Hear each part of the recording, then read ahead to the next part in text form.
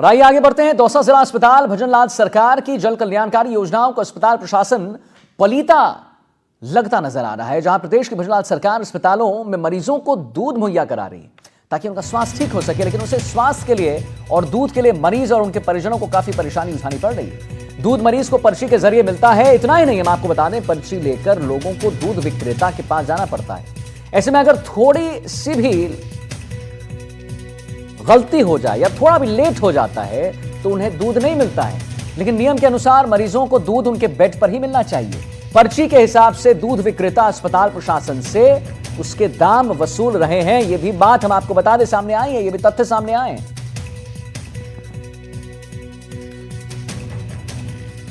से आया हूं मरीज के साथ में, तो यहाँ पूरा गवर्नमेंट के रूल्स के अकॉर्डिंग तो दूध क्या नाम है मरीज को बेड पे मिलना चाहिए, लेकिन ये अपनी पर्ची दे देते हैं और दूध क्या नाम है वहाँ से कैंटीन से जाके लेने जाना पड़ता है। कई लोगों को ये पता भी नहीं होता यहाँ पर क्या नाम की दूध कैसे आता है, लेकिन अब कहीं इस चीज़ को भी यूटिलाइज नहीं कर पा रहा है यहाँ पर।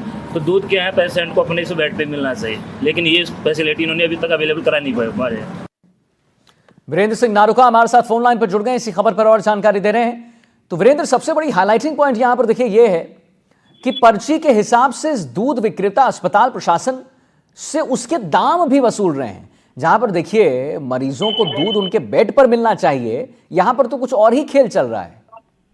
बिल्कुल, आप बिल्कुल सही कह रहे हैं कि खेल कुछ और ही चल रहा है। यहाँ पर भजनलाल सरकार की जो अहम जो स्वास्थ्य की योजना है उसमें कहीं ना कहीं जो अस्पताल प्रशासन है कहीं ना कहीं उसके आशीर्वाद से ये जो संवेदक है, दूध संवेदक जो दूध सप्लायर है वो कहीं ना कहीं फलिता लगाता नजर आ रहा है। हाल ही के अंदर यहाँ पर सरकार के मुख्य सचिव सुधांशु पंत का भी दौरा रहा, जिसके अंदर सुधांशु पंत का कहना था कि सरकार की जो अहम योजना है स्वास्थ्य को लेकर, इसको लेकर गंभीर सख्त निर्देश दिए थे, लेकिन दौसा जिला जो रामकरण जोशी अस्पताल है उसके अंदर कहीं ना कहीं लापरवाही भी बरती जा रही है। तो कहीं ना कहीं जो अस्पताल है प्रशासन उसकी कहीं ना कहीं शह पर ये सारे काम हो रहे हैं कि पर्ची से जो दूध की जो सप्लाई हो रही है वो कहीं ना कहीं अपने आप में नहीं। तो देवेंद्र, इस पर अस्पताल प्रशासन का क्या कहना है? बिल्कुल, इस मामले को लेकर हमारी पीएमओ से बात हुई थी, डॉक्टर आर.के. मीना से हमारी बात हुई थी, जिन पर उनका कहना है कि इस मामले को उनको इस मामले का पता नहीं है, लेकिन फिर भी उनने ये कहते हुए अपनी बात रखी कि बेड पर दूध मिल रहा है। जबकि मरीजों से जब हमने जानकारी ली तो मरीजों का कहना है कि जो दूध है उस समय से मरीजों के पास नहीं पहुंच रहा है।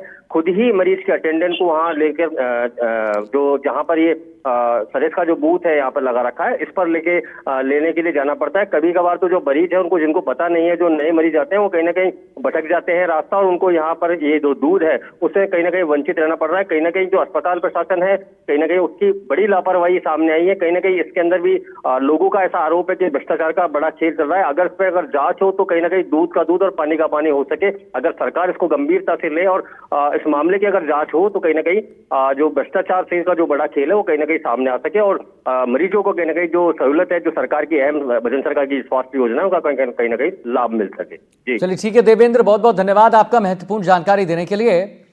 तो जैसा देवेंद्र बता रहे थे कि दूध नहीं मरीजों को मिल रहा है सिर्फ पर्ची, और अस्पताल प्रशासन भी इस व्यवस्था से अनजान है।